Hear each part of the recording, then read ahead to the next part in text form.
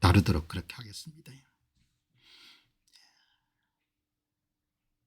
빚을 내서 투자하는 사람들이 꽤 많네요. 미국도.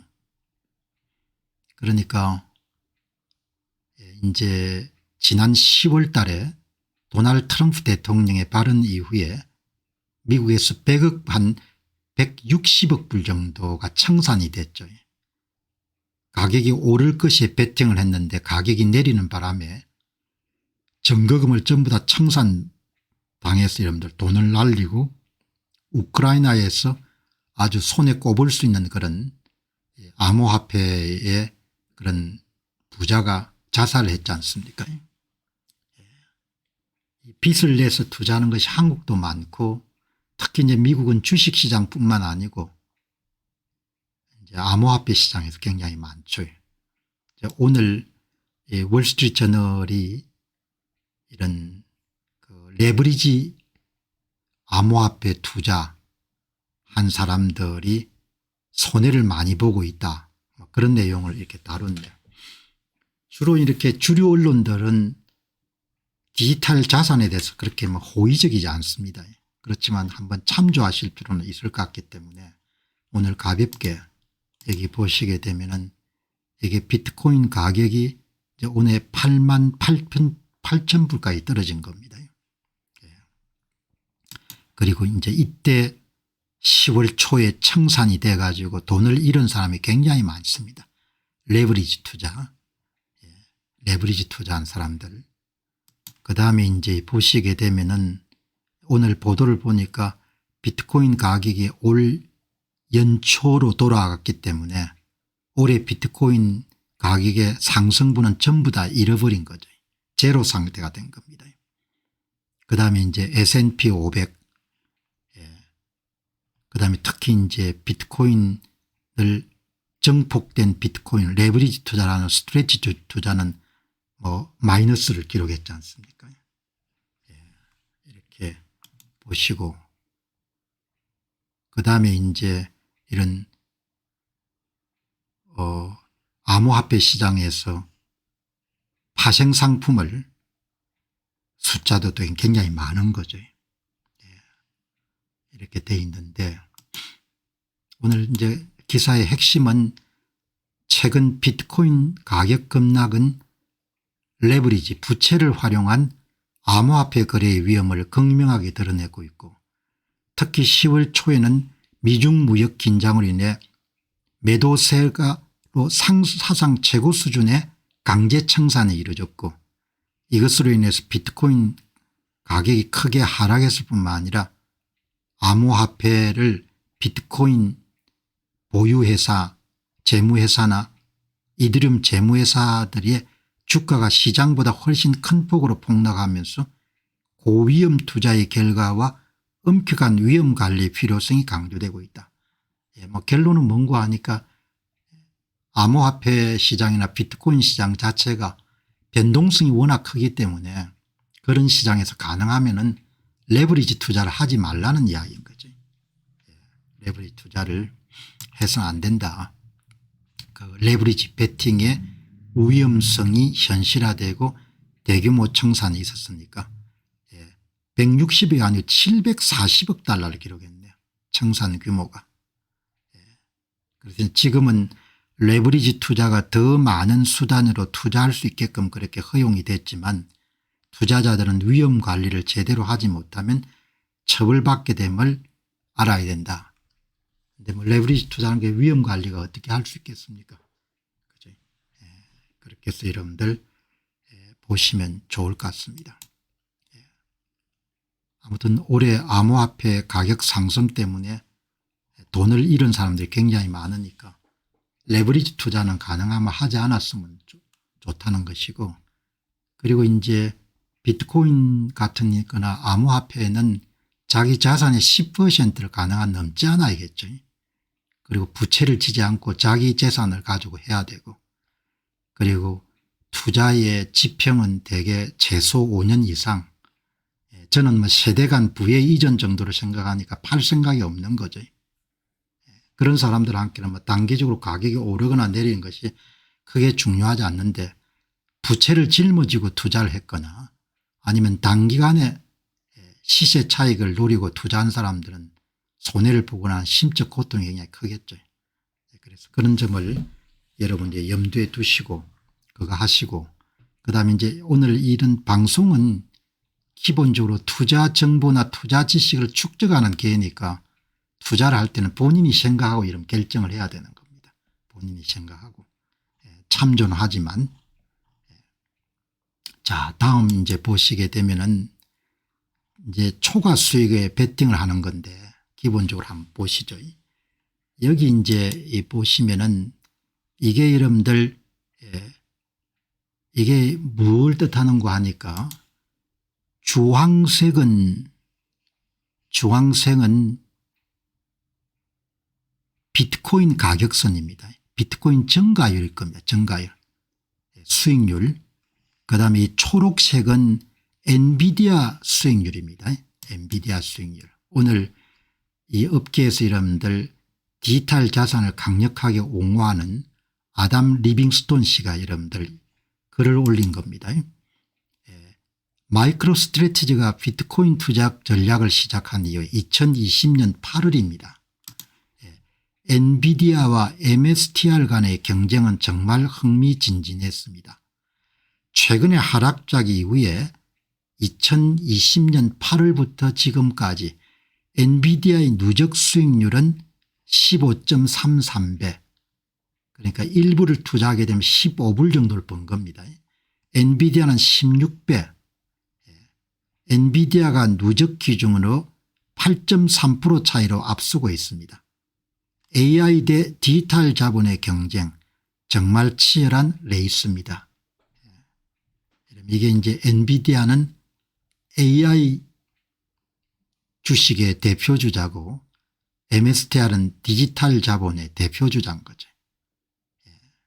이렇게 여러분들 보시면 좋겠습니다.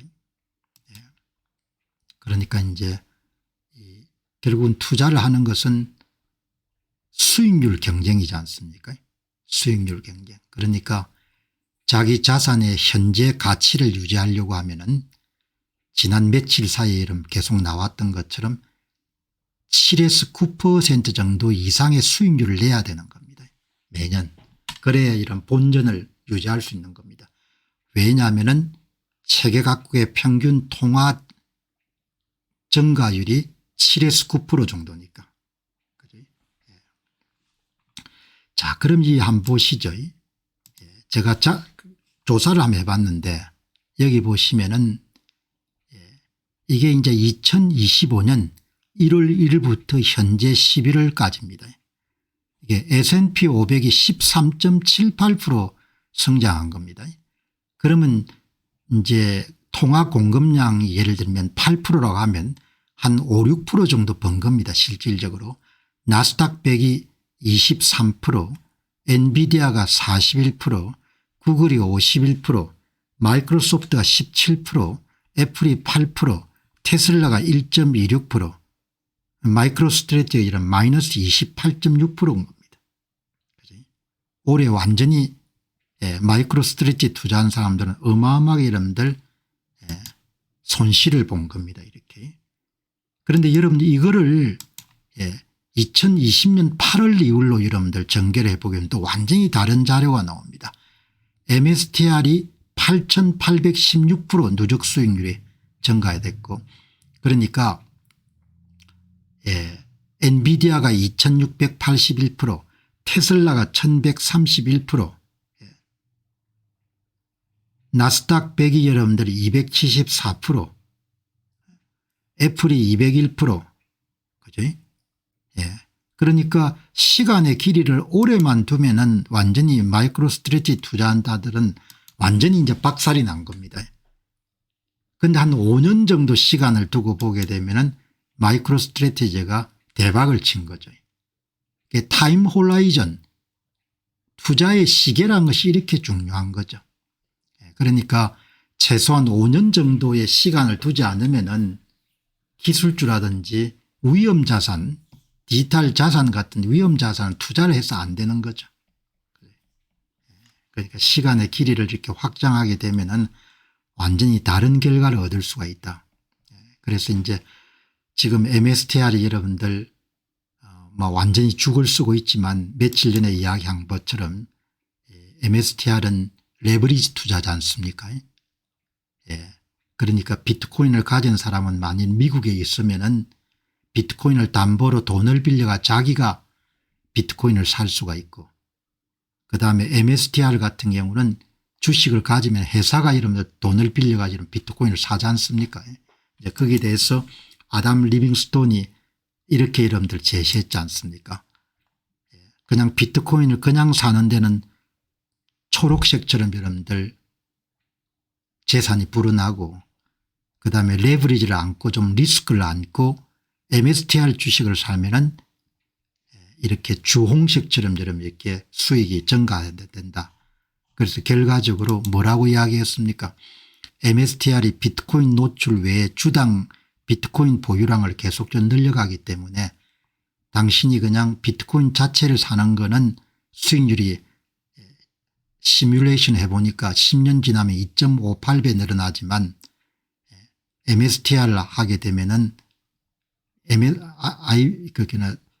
비트코인 대비해서 2.58배 정도의 수익을 더 거둘 수 있다는 거 아닙니까?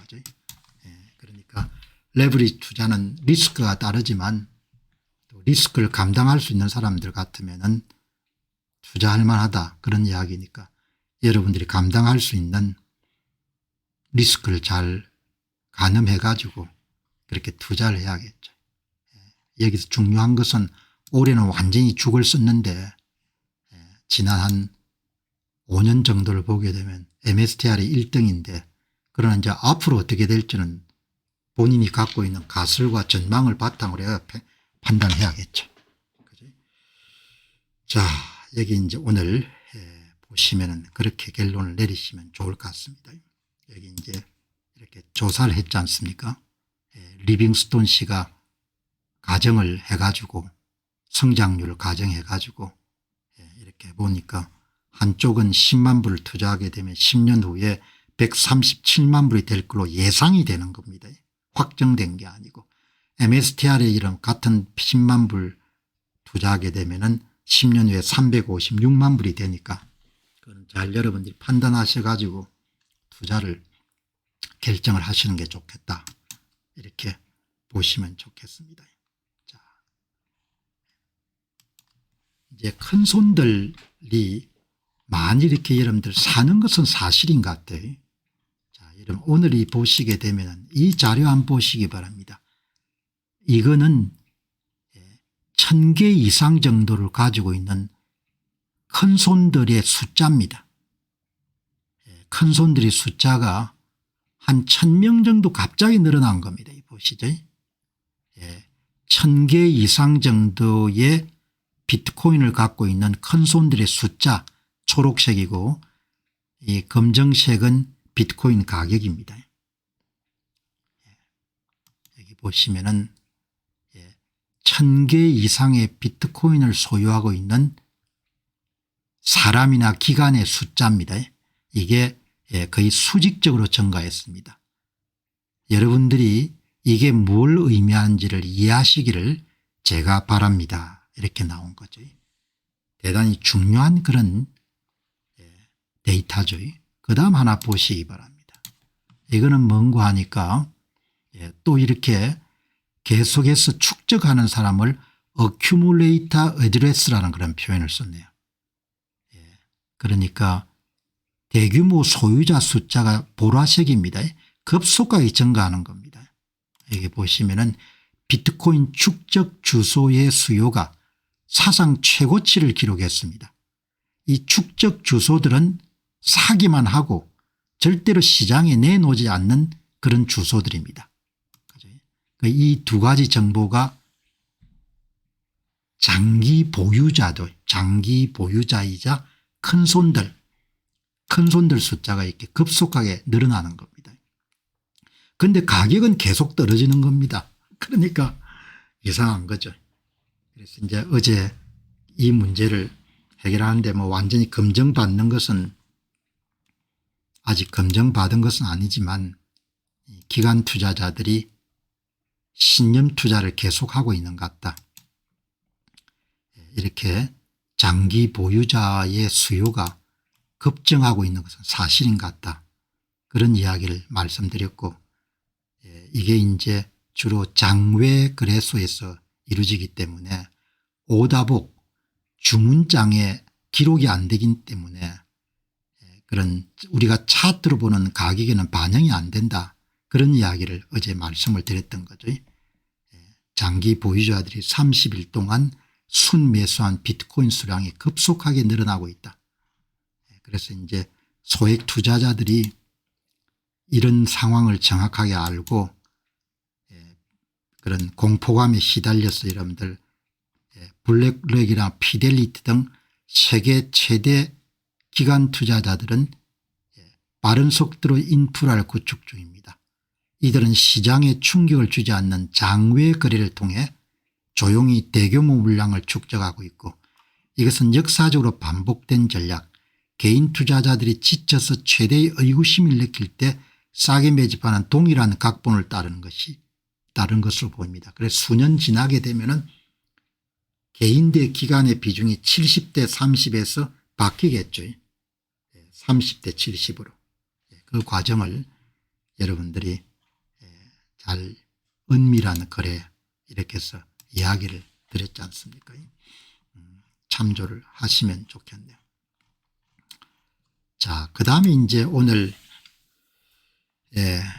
이제 이 투자업계에서 좀 이름을 날리는 사람들의 생각을 우리가 이해하는 거니까, 글도 좋은 방법이지만 인터뷰를 보게 되면 그 사람의 최근 생각을 알 수가 있지 않습니까? 최근 생각을. 이제 오늘 여러분들 타임라인에 한 분이 올라 있습니다. 이분은 아마 토비 라트라는 분인 모양입니다. 이 분야에서 TFTC라는 그런 플랫폼을 운영하는 분인데, 이야기 한번 들어보시죠. 평소 우리가 했던 이야기하고 너무 다른 이야기는 아닙니다. 이렇게 이야기를 했는데 핵심이 뭔가 하니까 본인이 볼 때는 AI 인공지능 분야하고 비트코인 분야에서 상당히 가능성이 많은 것 같다. 그리고 현재 경제가 계속적으로 성장하는 핵심적인 요체는 바로 인공지능에 대한 투자 때문인 것 같다. 그렇게 이야기를 하는 거죠. 그러니까 반도체 섹터에 대한 투자나 기술주에 대한 투자나 그런 ETF의 투자나 이런 부분들이 유력한 분야인 것 같다. 늘 이야기했던 그대로 이야기를 한 번 정도 더 확인할 수 있는 거죠. 그 다음에 이제 이 분야에 조금 더 명성이 있는 분이 이분입니다. 이분이 조디 비스라는 분인데, 이분은 방송 활동도 열심히 하지만 제법 많이 긴 그런 긴 보고서를 계속해서 쓰는 대단히 학구적인 분 같습니다. 이분이 하는 이야기를 한번 여러분 들어보시기 바랍니다. 논평가는 현재 경제가 여전히 성장하고 있는 근본적인 이유는 인공지능 때문이고, 그래서 인공지능을 통해 가지고 사람을 많이 쓰지 않아도 기업들이 운영이 될 수 있게 됐다 이야기죠. 그래서 기업이 AI를 활용해서 운영 레버리지를 극대화하고 인력을 추가적으로 고용하는 것 없이 수익을 누릴 수 있는 그런 생산성 확장 효과가 발생하는 것 같다. 그렇게 이야기하는 겁니다. 전마켓이 앞으로 계속 어려워지겠죠. 그래서 기업들은 AI를 통해서 인력 대체와 생산성 증대에서 큰 효과를 볼 것 같다. 이제 사람이 많이 필요 안 할 것 같다는 이야기를 하는 겁니다. 철저하게 비즈니스 측면에서 이야기를 하는 겁니다. 여러분은 디플레이션에 갇혀 있습니다. 그래서 유럽이든 미국이든 이 나라들은 추가적인 인력을 확보하기 위해서 그동안 이민에 대해서 개방적인 정책을 취했는데, 이제 인공지능이 등장하면서 그동안 가져왔던 정책들의 이런 부분이 뒤죽박죽이 되어버렸습니다. 그러니까 여러분들 대졸 초입자들뿐만 아니고 실업 문제가 굉장히 심각할 것 같다는 생각이 들죠. 현재 많은 불황 상태도 불구하고 미국 경제가 여전히 성장하는 이유는 인공지능 때문인 것 같습니다. 이렇게 이야기하는 거죠. 우리는 그렇게 많은 사람을 고용할 필요가 없습니다. 그렇게 여러분들 이야기가 되는 겁니다. 그래서 AI 분야에 대한 기회, 그다음에 이제 자산을 보존할 수 있는 그런 대체 자산에 대한 기회, 이런 부분을 굉장히 강조하는데, 그거는 평소에 이 방송에서 자주 말씀드렸던 AI 관련된 분야의 ETF에 대한 투자나 대체 자산에 대한 투자는 그대로 여러분 계속해서 이야기됐던 부분들인 거죠. 참조하시면 좋을 것 같습니다. 자, 이제 큰 그림을 보면은 정부가 빚을 갚을 능력이 별로 없는 겁니다. 의지도 없고. 그래서 오늘 여러분들 자료를 조사하다 보니까 달리 에셋 매니지먼트라는 데서 흥미로운 글을 하나 냈네요. 세계의 빚 상황을 이렇게 정리한 글입니다. 달리 에셋 매니지먼트. 보는 분은 그렇게 많지는 않은데 그래도 굉장히 좋은 글이네요. 모든 나라들이 지금 부채를 안고 있는데 그럼 돈을 누가 빌려준 겁니까? 이렇게 나오는 겁니다. 그래서 현재 세계 경제, 한국을 비롯해서 이해하는 데 도움이 될 수 있는 그런 정보를 담고 있는데, 여기 보면 이제 현재 국가가 짊어지고 있는 빚이 미국이 38조, 중국이 18조, 그다음에 일본이 9조, 영국이 4조, 한국이 1조지만 그는 가장 좁은 의미의 중앙정부하고 지방정부의 부채만 합쳤을 때 54%가 되는 거죠. 가장 넓은 의미의 부채를 합치면 한국은 벌써 100%를 넘어서는 겁니다. 이렇게 지금 되는 건데, 핵심 주장이 여러분들 뭔고 하니까 빚을 갚을 수가 없고 갚을 의지도 없고 또 갚을 수가 없다는 겁니다. 현대 부채 시스템은 1694년 영국에 시작된 이래로 국가 부채를 실패가 아닌 신용도의 척도로 삼는 형태로 발전했습니다. 영국이 여러분들 중앙은행을 만든 것이 화폐 발행을 통해서 여러분들 예산을 확보하기 위한 그런 수단으로 1694년에 영국의 중앙은행을 만들었네요. 부채가 없는 돈은 없으며 중앙은행은 국채 매입을 통해 부채 자체를 새로운 돈으로 창조하기 때문에 미국 정부는 38조 달러의 빚을 갚지 않고 영원히 차환할 것입니다. 계속해서 여러분들 롤오버를 하는 거죠. 현재 자본주의 시스템은 정부 부채가 가장 안전한 담보라는 전제에 의존하고, 만약 정부가 빚을 갚게 되면 달러 공급이 급감하고 디플레이션 및 경제 붕괴를 초래하여 경제 균형을 파괴해야 될 것입니다. 결국 전 세계 총 부채 315조는 15조 달러는 세상이 자기 자신에게 진 빚이고, 현명한 투자자는 부채를 영원히 지킬 수 없는 약속이자 채권자가 가장 먼저 보상받는 금융시스템의 핵심 구동 요소를 정확하게 이해해야 될 것입니다. 그런 이야기를 하거든요. 빚을 갚을 수도 없고 갚아서도 안 되고 갚을 의지도 없는 겁니다. 국가 부채는 실패의 징표가 아니라 오히려 국가의 신용도를 측정하는 척도가 되었으며, 전 세계 총부채는 전 세계 경제규모의 3배에 달합니다. 미국은 38조 달러의 부채를 갚을 계획이 없고 자동 경신되는 구독처럼 새로운 채권을 발행을 해서 계속해서 차환할 것입니다.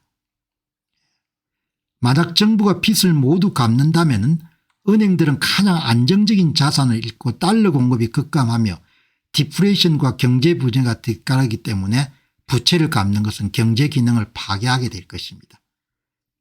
그런데 미국이 진 빚의 대부분은 미국의 은행, 연기금, 연준 등 미국 내 주체들이 소유하고 있고, 궁극적으로 세상은 특정 누구에게 빚진 것이 아니라 자기 자신에게 빚을 지고 있습니다. 이런 이야기를 여러분들 아주 장문의 글을 통해 가지고 이렇게 하네요. 모든 나라들이 뭐 막대한 여러분들 빚을 지고 있고 그 그 빚을 차환하는 그런 시스템 자체가 현대 자본주의 체제다 이렇게 이야기하는 겁니다. 1694년 영국은 프랑스와의 전쟁 중이었고 금이 고갈되고 있었습니다. 해결책은 잉글랜드 은행을 설립하고 정부 채권을 발행하는 것이었습니다.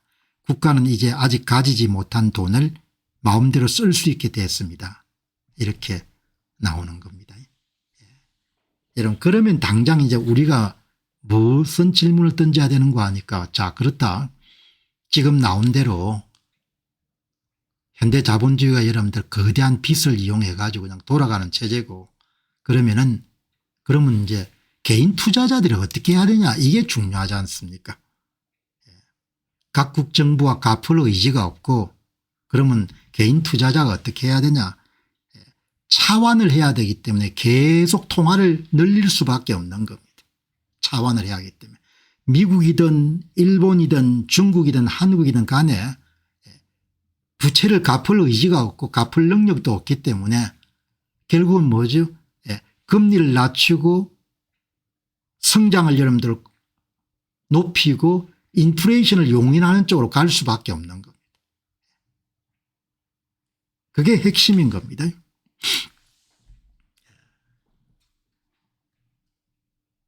부채 기반 시스템이 연구이 가는 겁니다. 정부가 빚을 갚지 않고 차환하는 과정은 필연적으로 통화 공급 증가와 인플레이션을 가져올 수밖에 없습니다. 투자자들이 가장 해야 될 것은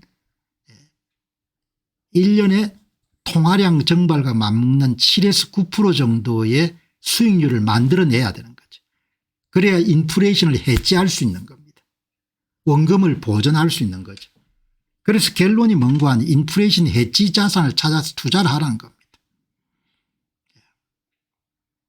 법정 화폐 가치 하락에 대비해서 실물 자산 또는 희소성을 가진 자산에 여러분의 자산의 일부를 배분해야 됩니다. 7에서 9% 정도는 성장해야 되면 그건 채권은 아니라는 이야기죠. 그리고 이제 가능하면은 고레버리지 자산에 투자하는 것을 줄이고 그렇게 여러분들이 이야기한 것. 그리고 이제 평소 이야기한 거 똑같이 나오네요. AI처럼 실질적인 혁신과 생산성 향상을 가져와 가지고 수익률이 높은 자산에 투자한 겁니다. AI 기술과 관련된 기업, 반도체, 소프트웨어, 플랫폼이나 구조적인 성장 동력을 가진 분야에 장기적으로 투자해서 정부 부채와 무관하게 통화 공급량을 훨씬 웃도는 성장률을 가질 수 있도록 노력하시기 바랍니다. 그러니까 바라보는 시각이 다르지만 결론은 거의 다 정확한 게 일치하는 겁니다.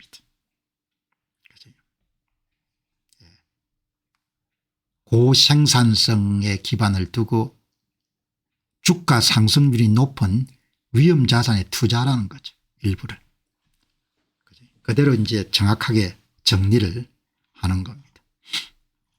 자, 여기 이제 뭐 지금 분위기가 굉장히 어둡지 않습니까? 뭐 이제 긴 시각을 가진 사람 입장에서 뭐 아무것도 아닌데 투자 포트폴리오가 웬만큼 여러분들 구성이 되고 나면은 그다음부터는 틀이 짜여지고 나면 조금씩 생기는 돈을 계속해서 이제 투자에 투입하기 때문에 시장 상황이나 이런 부분에 크게 연연해 하지 않죠.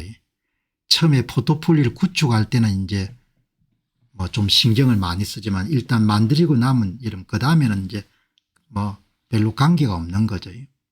그런데 이제 오늘 이 조디 비스란 분이 장문의 보고서를 썼네요. 장문의 보고서를 조디 비스란 분이 실력이 굉장히 있는 분 같습니다. 이렇게 리포트를 썼는데 뭐 몇 장 되는 최근 리포트입니다. 19일 리포트니까. 혼란기의 끝에 빗을 이런 여러분들 글을 아주 긴 글을 썼네요. 그래서 이제 우리가 한번 보죠. 이분이 지금 어떻게 앞을 보느냐. 가설입니다. 가설. 조디 비스란 분이 내년도 경제나 지금 혼란스러운 상황을 어떻게 보냐. 조디 피스는 비트코인이 주식과 함께 움직이는 고베타 위험 자산을 강조하고 현재의 조정은 시스템의 건강한 유통 과정이자 강세장 속의 일시적인 공포일 뿐이라고 진단합니다. 19일 날 진단입니다. 그는 2026년을 향한 강력한 낙관론을 제시하는데 이것은 AI 혁명이 신약과 자율주행 등 모든 산업의 생산성과 이익마진을 폭발적으로 증가시키고 있기 때문입니다. 이러한 AI 기반의 실질 경제 성장과 함께 재정지원 지속, 미연준의 금리 인하와 양적 완화라는 거시 환경이 조성하고 있기 때문에 스테이블 코인과 토큰화가 전통 자본을 디지털 경제로 끌어들이고 비트코인의 최종 가치 저장소의 채택을 가속화시킬 것으로 봅니다.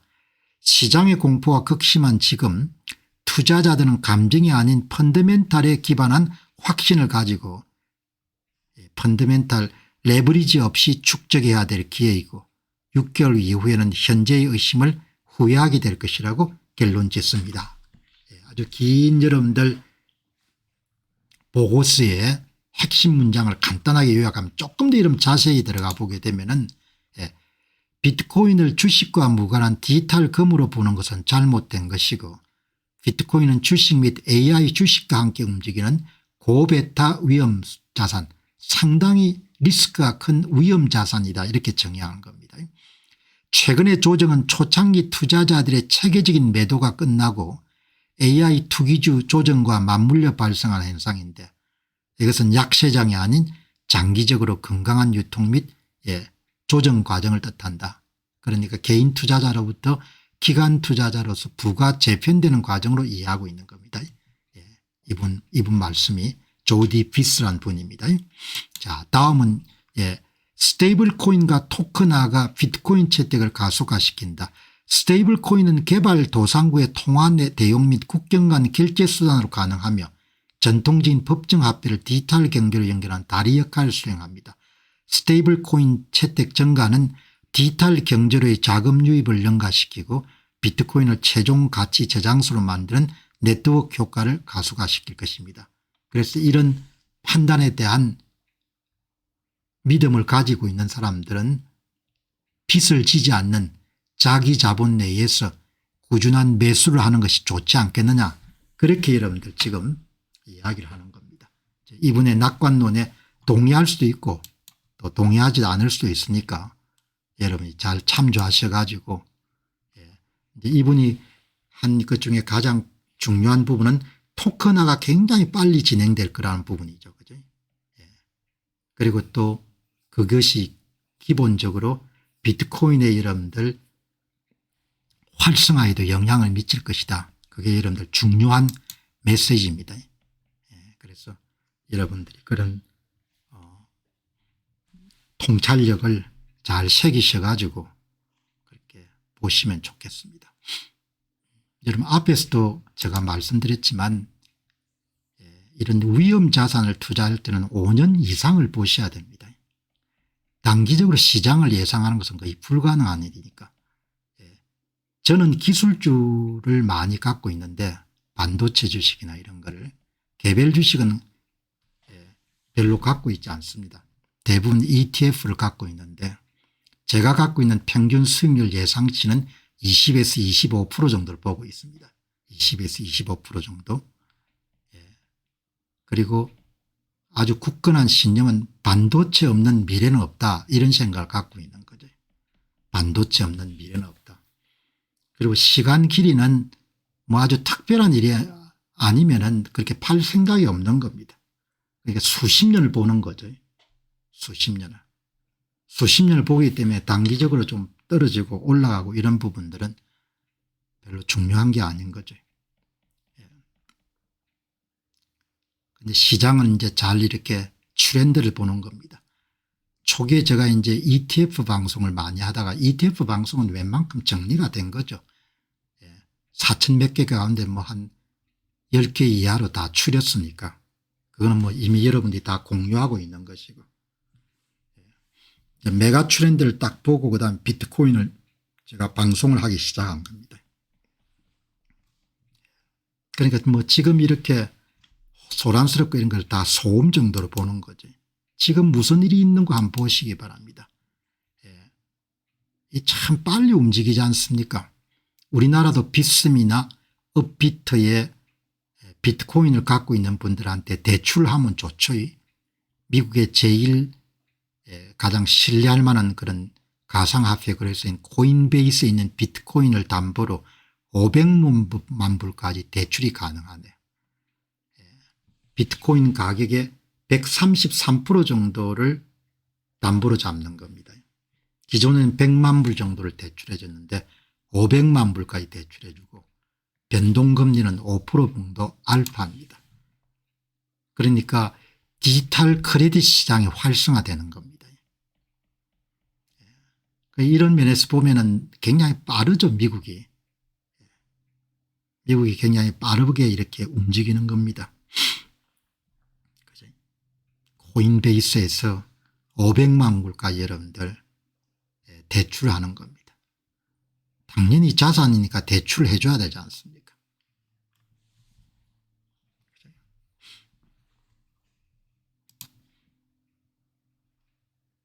비트코인 현물 ETF의 순유출이 발생했는데 유출이 역대 사상 최고치입니다. 그래도 여러분 한번 보시기 바랍니다. 비트코인 이름들 ETF 출시가 2024년 12월인데 돈이 순유출된 날은 얼마 안 됩니다. 이렇게. 그렇게 호들갑을 떨 필요가 없는 겁니다. 이거는 순유입이고 초록색은 이거는 순유출입니다. IBIT에서는 돈이 빠져나가는 것이 한 5억 불 1 기준으로 어제가 사상 최고치였다고 합니다. 5억 불이 거액이 단 하루 만에 어제 빠져나갔습니다. 근데 5억 불이라 해봐야 지금까지 빠져나간 총 여러분들 유출액이 다 합쳐가지고 전체의 3.5%밖에 안 되는 겁니다. 그게 뭐 대단하게 그렇게 생각할 필요는 없는 거죠. 그런데 이제 여기 이제 제가 자료를 보면은 약세론자들은 항상 자기한테 유리하게 해석을 하고 강세론자도 마찬가지지만 이런 것은 별로 모양이 안 좋아요. 닥터 프로핏이름 약세론을 강하게 주장하는데 너무 잘난 척을 많이 하는 것 같아요. 블랙록이 오늘 5억 달러 상당의 비트코인을 매도했습니다. 이는 블랙록이 매도한 사상 최고입니다. 사상 최고지만 0.05밖에 안 되지 않습니까? 비트코인 이름들 블랙록에서 빠져나간 돈이 0.5%밖에 안 되는 거죠. 이걸 가지고 뭐 자기가 팝콘을 들고 이 쇼를 즐기세요. 저는 이것을 약세한이라고 부릅니다. 싸가지가 진짜 없다는 생각이 드는 겁니다. 내가 여러분들한 균형적인 시각을 제공하기 위해서 약세론자도 소개하지만 이렇게 여러분들 장이 내려앉아 가지고 별로 사람들이 기분이 안 좋은데 이렇게 여러분들 뭐 자기 잘났다고 이렇게 이야기하면 시장 앞은 아무도 알 수가 없는 거죠. 그러니까 사람들이 반박을 하는 겁니다. 5억 달러는 엄청나게 들리지만 IBIT의 0.5%가 빠져나간 겁니다. 0.5%가 빠져나간 게 아니고 지금까지 빠져나간 게 전체가 0.05인 겁니다. 3.5 지금까지는 빠져나간 게 전체가 3.5인 겁니다. 그러니까 이 미국의 이런 전문가들도 보면은 진짜 싸가지가 없는 애들이 많다는 생각이 들어요. 내 같으면 절대 내가 잘났다고 이런 이야기 안 하는 겁니다. 그러니까 아이고 니도 참 인간이 참 좀 그렇다 사람 좀 되라 이런 생각이 드는 거죠. 이런 이야기를 쓰면 안 되는 거죠. 그리고 이게 사실이 아니니까 하루에 0.05 정도가 나갔는데 그걸 가지고 여러분들 이렇게 반박을 하지 않습니까?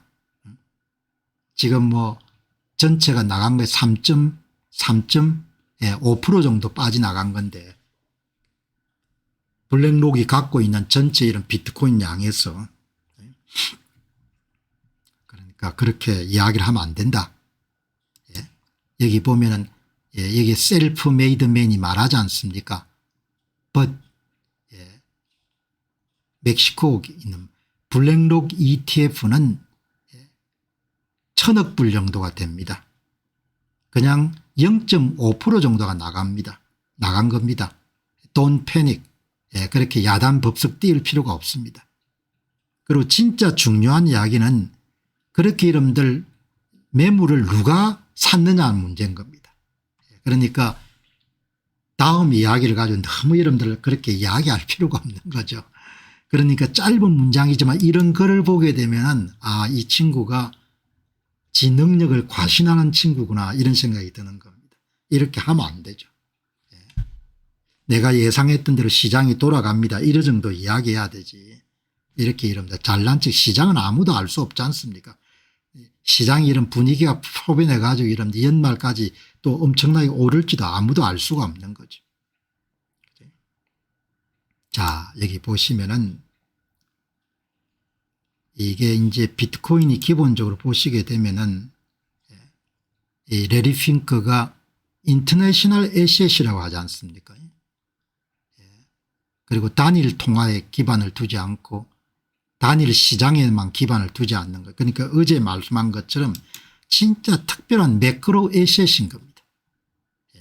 매크로 에셋. 그리고 인터내셔널 에셋인 거죠.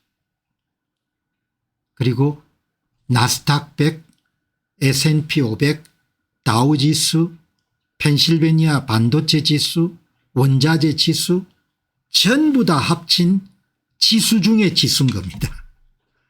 그러니까 조금은 갖고 있어야 되는 겁니다. 그래야 재미있게 게임을 볼 수가 있는 겁니다.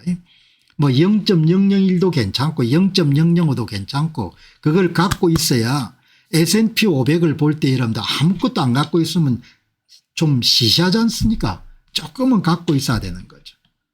매크로 에셋인 겁니다. 전 세계 매크로 에셋. 모든 지수를 다 통합한 지수 중에 지수인 겁니다. 꼭 투자 자산이 아니더라도. 일본 정부가 우리보다 훨씬 더 빨리 움직이네요.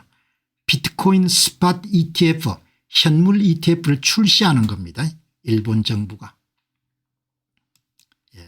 일본 정부가 2026년에 통과시키기 위해서 법을 지금 2026년 정기국회를 통과를 목표로 비트코인과 이더리움 등 105종의 가상자산을 다루는 그거를 지금 준비 중이라고 그러네요.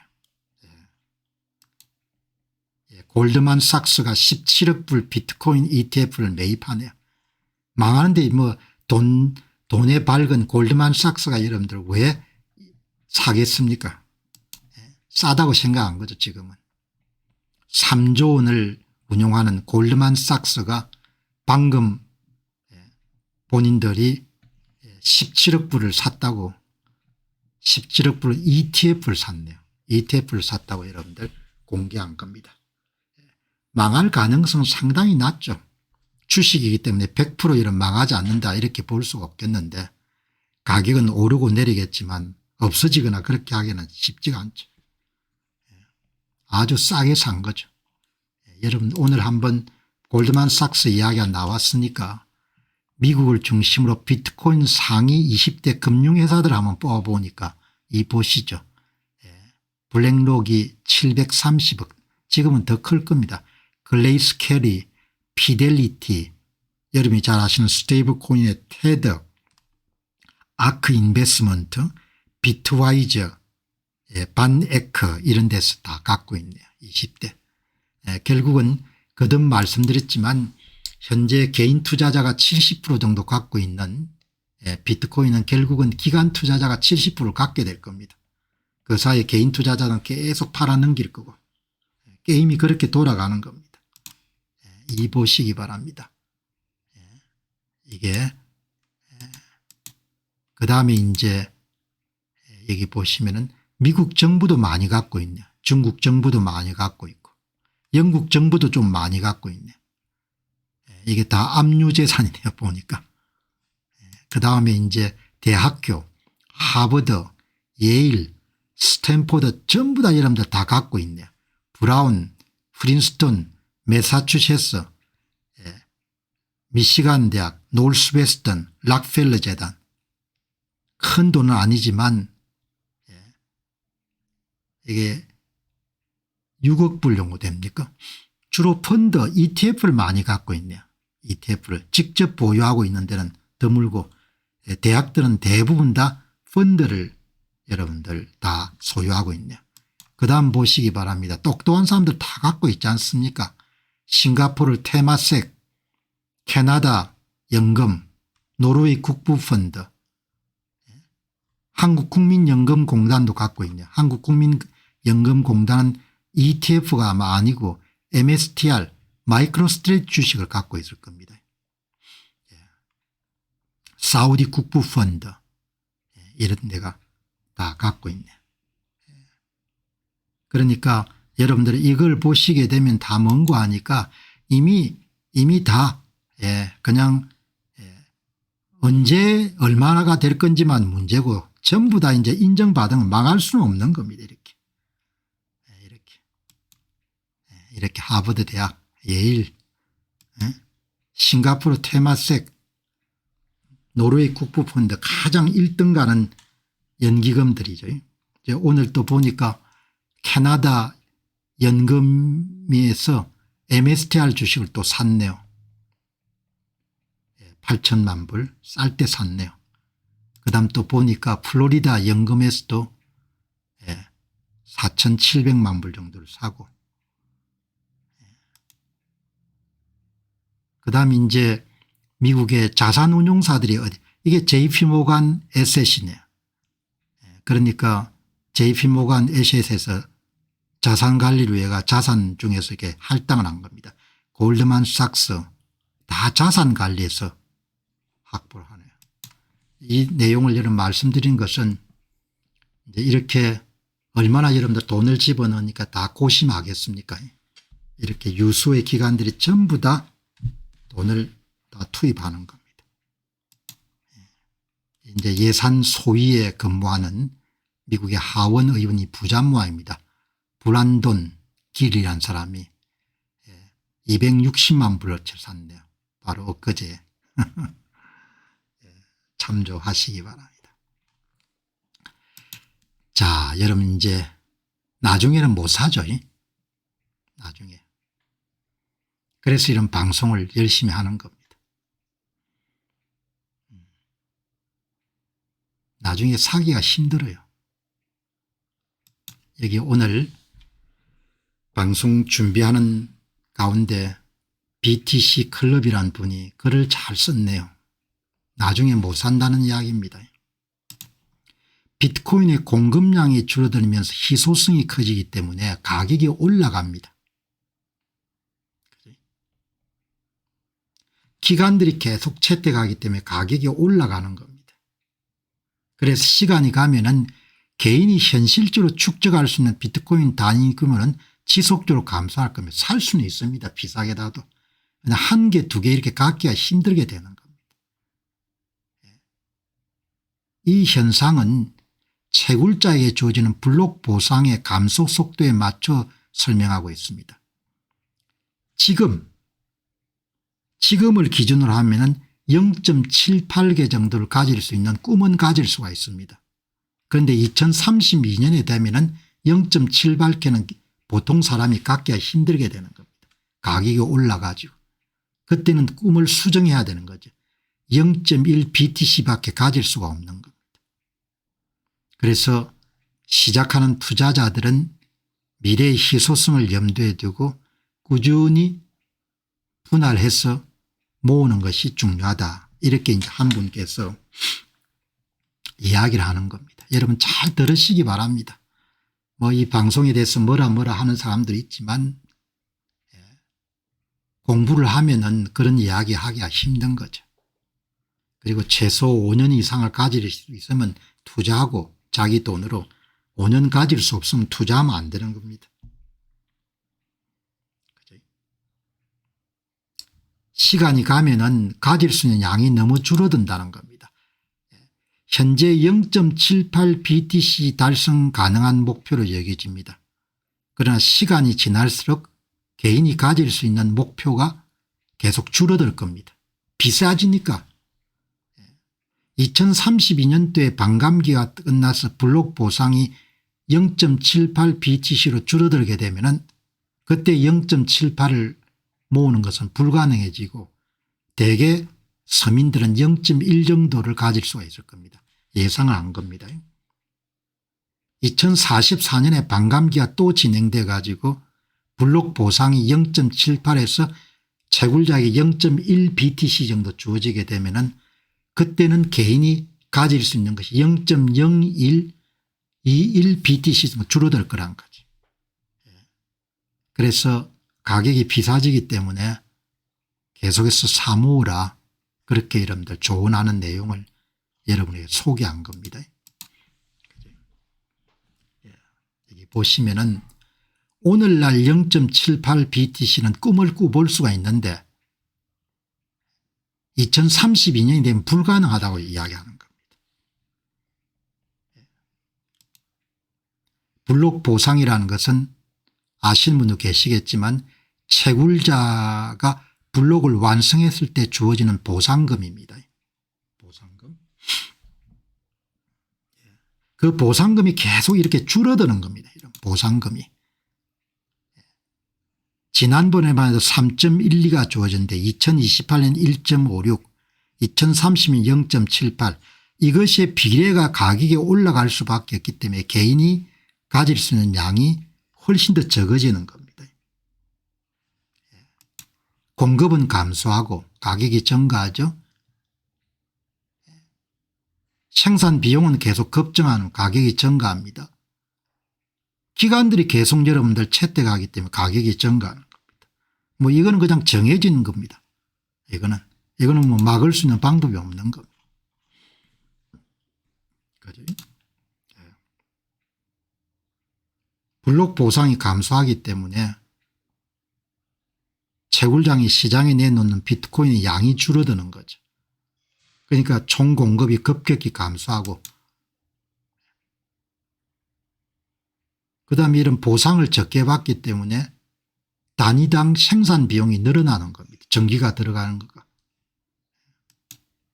여기서 이런 언급 안 한 것은 뭔가 하니까 기간 채택으로 인한 수요 증가는 언급 안 한 거지. 가장 중요한 건데.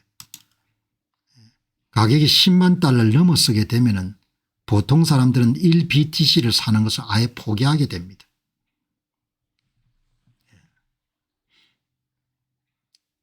사토시의 0.01BTC가 더 적은 단위를 축적하는 것에 만족할 겁니다. 여기 여러분들 제가 한번 계산을 해봤습니다.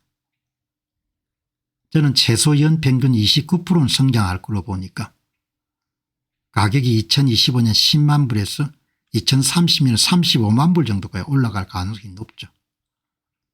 5년 후에 20% 성장하면 10만 불에서 24만 9천 불까지 되는 거죠. 한 개 가지기가 굉장히 어렵지 않습니까?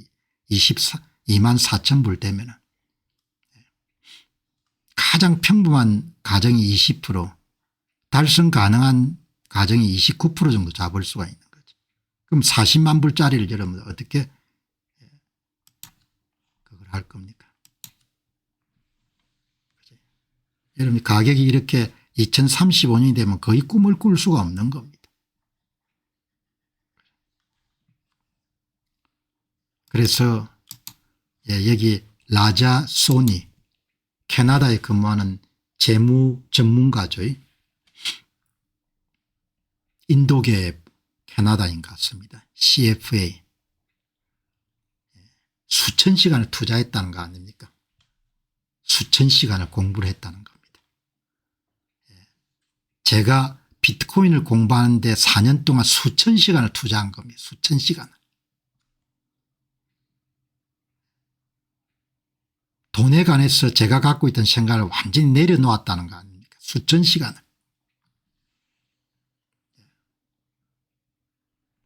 이 말 한번 들어보시기 바랍니다. 이렇게 얼마나 열정적인 분입니까? 저는 4년에 걸쳐 수천 시간을 들여 비트코인을 연구했습니다. 저는 평생 동안 돈에 대해 믿었던 모든 것들을 내려놓았습니다. 저는 비트코인을 사기 위해서 소비하는 것을 줄였습니다. 저는 대중들을 거슬려 했습니다. 대중들이 가는 길을 대로 안 가겠다는 얘기야. 하지만 10년 후에는 대부분의 사람들은 제가 운이 좋았다고 말할 것입니다. 그러나 저는 피눈물 나는 노력을 한 겁니다. 비트코인의 본질을 이해하기 위해서. 오늘 공병호 TV를 통해서 이런 방송을 보시는 분들은 쉽게 여러분들이 이해하실 수 있는 그런 길을 가게 되는 거죠. 제가 여러분들 선거방송 파헤치는 거 봤지 않습니까? 한국 사람들의 무관심함 때문에 여러분들 결국은 모든 것이 다 그냥 수면 밑으로 내렸지만 그 대가를 한국 사람들이 엄청나게 치르게 되겠죠.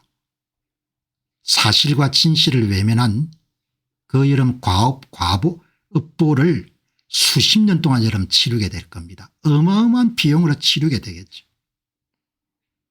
사실과 진실을 외면하게 되면은 건너뛰는 법이 없는 겁니다. 제가 비트코인을 여러분들 주제를 선택해 가지고 방송을 하지 않습니까? 가끔 가다 보면은 댓글에 조소나 조롱을 남기신 분도 계신데 당신들 후회할 거다 이야기죠. 공병화 말했던 선거방송 안 따라 여러분들 후회하는 것처럼 이것도 마찬가지입니다. 얼마나 순수한 이야기입니까? 저는 그를 그대로 알 수 있는 겁니다. 라자손이라는 분의 글을 이분이 진짜 순수한 사람이구나. 수천 시간을 투자한 겁니다. 4년 동안. 그리고 지금 여러분 한참 방송 중인데 김현지는 왜 나옵니까? 그렇게 이런 철들이 없습니까? 아침에 방송을 여러분 열심히 하는데 김현지가 왜 나오냐 이야기죠. 정신들 좀 차리시기 바랍니다. 김현지를 지금 이야기해야 되냐 이야기죠. 내가 그냥 입을 다물려고 했지만 사람들이 어떻게 싸가지가 그렇게 없냐 이야기예요. 지금 김현지 이야기를 할 때냐 이야기야. 도대체 정신들을 어떻게 그렇게 이름 차려가지고 인생들을 삽니까? 내가 웬만하면 역정은 안 되지만 역정 내는 게 아니고 방송 내용을 여러분들 하면 방송 내용을 그냥 한 귀로 들어도 홀떡 알 정도 됩니까? 남들이 여러분들 하루에 8시간 투자해 좀 방송을 하는데 그걸 그냥 귀로 싹 듣기만 하면 그냥 금시합니까? 지금 라자소니 이야기를 여러분에게 소개하지 않습니까? 얼마나 중요한 이야기를 합니까? 여러분은 아시는지 모르겠는데 저는 이분들 여러분들 인터뷰하는 거나 아니면 이분들이 남긴 글을 보면은 아, 이 양반은 진짜구나. 이걸 알 수 있는 거죠. 얼마나 사람들이 뭡니까? 그냥 팔아제끼는 거에 대해서 이분이 이야기를 하지 않습니까? 내가 I spend thousands of hours over 4 years. 4년 동안 숱한 걸 뭡니까? 내가 연구를 했다 이야기죠. 그리고 내가 갖고 있는 화폐에 대한 모든 생각을 다 바꾸기로 결정했다. 그리고 그다음에 절약해 가지고 일해서 절약한 걸 전부 다 뭡니까? 사 모으기 시작했다. 나는 대중들이 가는 길하고 완전히 다른 길을 가기로 결정했다. 10년 지나봐라. 대부분 사람들은 will say I got 이렇게 당신 정말 운이 좋았다. 나는 운이 좋은 게 아니다. 그죠? 예. 어마어마하게 중요한 겁니다. 오늘 방송 마지막을 내가 여러분들 약간 나무랬다가 너무 기분 나빠하지 마시기 바랍니다. 김현지 이야기할 때는 최소한 아니라는 거죠 우리가. 그죠? 김부선이 이야기할 때는 아니지 않습니까? 그분들 내가 폄하하자는 이야기가 아니고 그분들 이야기가 나왔어야 될 자리는 아닌 거죠 지금이. 그죠? 사람이 어떤 모임이었든 간에 경우라는 게 있지 않습니까? 그 자리에서 해야 될 이야기였고 하지 말아야 될 이야기가 있는 거죠. 지금 저는 오늘 방송의 마지막을 이거를 왜 이렇게 다루겠습니까? 어마어마하게 중요한 거니까. 그렇다면 내가 사라고는 할 수 없지 않습니까? 그래서 다른 사람이 이야기를 하는 겁니다. 이렇게 비싸질 건데 어떻게 살 거뇨 하나를. 당신들이 이렇게 비싸지는데 앞으로 어떻게 살 거고. 무슨 돈으로 여러분들 한 개를 살 거냐 이야기입니다. 그죠? 제가 뭐 크게 기분이 나쁘거나 그런 게 아니고 조금 더 중요한 내용 이야기할 때 집중하셔 가지고 여러분들이 잘 소화를 해서 현명하게 선택하기를 바라는 마음에서 이야기를 드리는 거니까 너무 이렇게 언짢게 생각하지 마시기 바랍니다.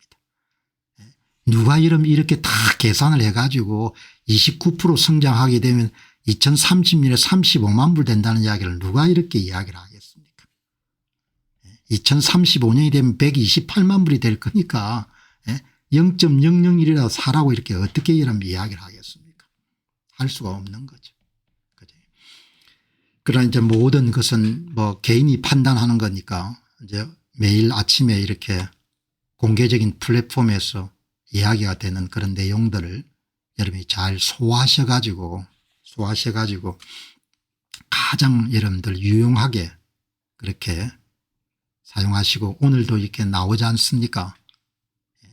전문가들 이야기가 100% 맞는 건 아니지만 AI 관련된 분야에 대한 투자, 그런 부분들을 강조하는 전문가 이야기가 여러 번 나왔지 않습니까? 그리고 뭐 가격이 떨어지게 되면은 구매하기가 좋은 시간이죠. 구매하기. 20년을 갖고 있거나 10년을 갖고 있는 사람들은 별로 중요한 게 아니지 않습니까? 싼 가격에 살 수 있는 게 얼마나 행운인 게 복이죠. 그죠? 자, 여러분 오늘 방송 마무리하고, 혹시 제가 조금 나무란 부분에 대해서 언짢아 하신 분 계시면은 뭐 그렇게 건설적인 그런 조언이니까 그거 하지 마시고, 저도 거기에 마음을 담아두거나 그런 건 아니니까 잘 보셔가지고 오늘 필요한 부분들은 한 번 정도 또 더 들으시고 해가지고 완전히 소화하시기 바랍니다. 자, 마무리하도록 하겠습니다. 고맙습니다.